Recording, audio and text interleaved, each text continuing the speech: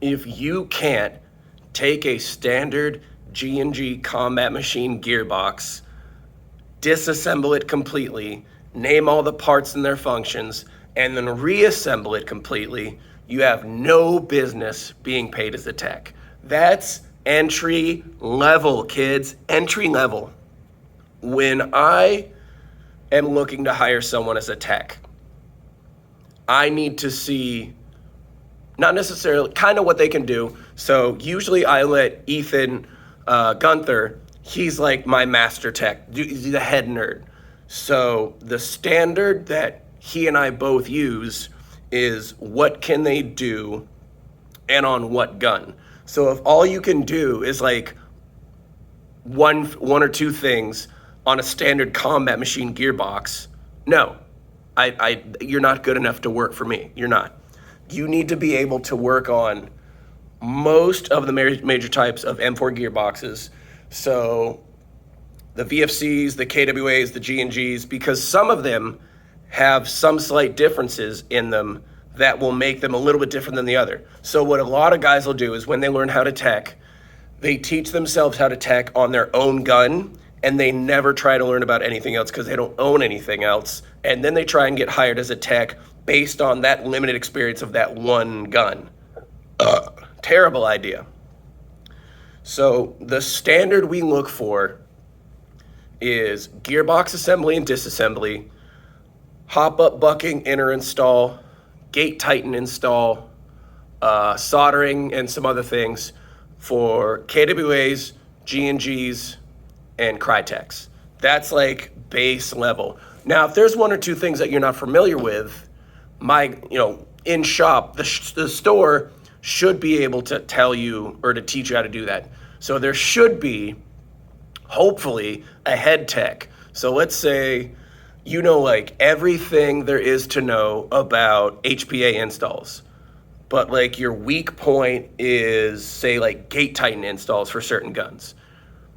There should be a head tech that can teach you the finer points of how to do that instead of just going, figure it out on YouTube, which to be fair is with the way that most guys learn. But if I as a business am hiring you for a position and I have all these expectations and demands for you to be paid in that position, I should be able to point you in the right direction other than, just YouTube it. Like, I should be able to point you, you don't know how to install a gate tighten. Hey, go to this guy. He's gonna teach you how to do that. You can work this guy's shift or whatever, or we'll pay you a couple hours to stay late or to come in early. I'm gonna have this guy come in and show you the works. But within the confines of that company, I should be able to provide you the resources you need to make me some more damn money instead of just going, you don't know how to do this? I just figure out and YouTube it. I'm not controlling your learning experience when I do that. I'm not controlling I am setting the standard of, whatever. When I direct you to someone like a store's head tech, when I direct you to that person, you're going to learn a standard of expectations that I have. So at a bare minimum, you need to understand gearbox assembly, disassembly, excuse me, gearbox assembly, disassembly, hop-up bucking, inner install, and obviously like basic parts. So you should be able to like change out a sector gear or to install a trigger and stuff like that. That's entry level. Now all my guys can do all that, all the AEG stuff. They're getting better with like the obscure guns. Like, Ryan and his P90 is just driving us insane. We're gonna figure it out though, because that's what we do. Because that's what I pay my guys to do, is figure out like weird guns. That's where it gets fun, is like the obscure stuff. But that's the minimum you need to do. Gearbox, disassembly, assembly, explanation of parts and function, and be able to upgrade and replace those parts as well. So like putting in like DSG, SSG parts. Gate tighten's kind of an advanced. Not a lot of guys really learn how to do that stuff. I also pay my techs $1 above minimum wage. If you're being paid the same wage as a tech that the sales associate is making that just does floor sales, well, what the hell is the point of you being a tech? Like, as you the employee, why would you want to be a tech? Why would you work more for the same amount of money? That's stupid. Within my company, for my store, we have a set menu basically. So certain tasks are certain, because I don't really believe that an hourly rate is a good metric for techs, because in theory they could just drag the work out and get more money. So for instance, a gate tighten install is a flat $80. Doesn't matter if it takes them 2 hours or 2 days. It's a flat $80, and my guys get 50% of that tech fee. So let's say a kid comes in, or 3 kids come in and they each want gate tighten installs. If you can bang those out, I get 80, we charge $80. If you can bang out 3 gate tightens in a day, that's a lot of money. I can't. It's $40 per job, 3 times. That's $120. Did I do that math right? So why I'm not the CFO, kids. But that's the standard that we use.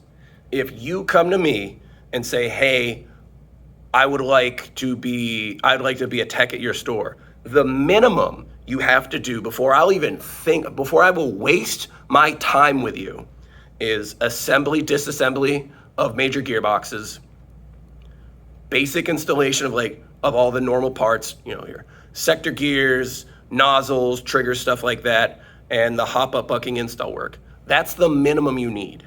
If you don't know how to solder, okay, well, we can teach you how to solder. Now, mind you, not all stores have that. Some stores don't have, or they have like a head tech that's, I don't know, like at the other store, and they're, for whatever reason, they're not willing to fork out the money to have that guy come show you what their standard of expectations.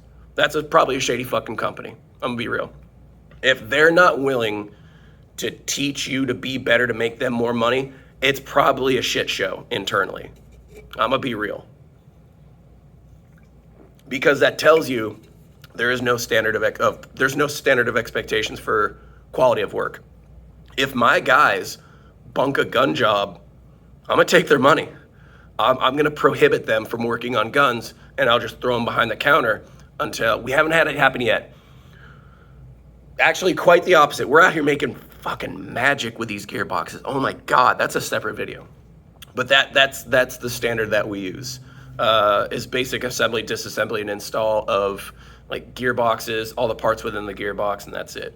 Anything beyond that, like HBA install, honestly, as an entry-level tech, I don't think an HBA install knowledge is necessary, because look at how many kids don't really want that compared to AEG work, compared to like some kid coming in and buying a new bucking inner, or like a hop up, or a trigger, or a new motor. Those are like the common things kids are coming in for. Like, I don't really care if you don't know. As an entry-level guy coming to me that I have to teach, I wouldn't care if you don't know how to work an HBA system. We can teach you that. High kappas. Believe it or not, high kappa techs are weird, because if you can, typically, from what I've seen, a lot of guys that are high kappa nerds, that's all they don't really know how to work AEG HBA systems. They really just know high kappas, and that's it. So not even necessarily like other pistols, just high kappas. There's not really a market for that. Like, hey, I'm the greatest high kappa tech in Northern California, blah, blah. Okay, cool. We don't sell a whole lot of high kappa parts. Or a lot of these nerds that are coming in that are other high kappa nerds buy the parts through us, and then they just install it themselves, because it's like the bucking inner hop-up thing isn't that hard for them. They want to do it. If you know how to work high kappas, you need to know how to work other pistols too, and do the common stuff. So we've sold and replaced more nozzles than master hop-ups on regular pistols. So like the kids that come in asking for like crazy upgraded high kappas, that doesn't happen that much in the real world. Usually it's like some little kid who needs a new nozzle for his GTP9. I need a guy that can swap that out. Or like today we just reinstalled a new trigger spring on an M9. But like, oh, I know how to work high kappas, I can do all these cool things. Yeah, cool. No one really cares about that.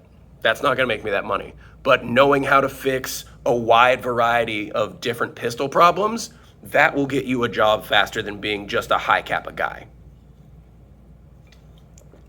Whoa, let's fucking go. That's really it.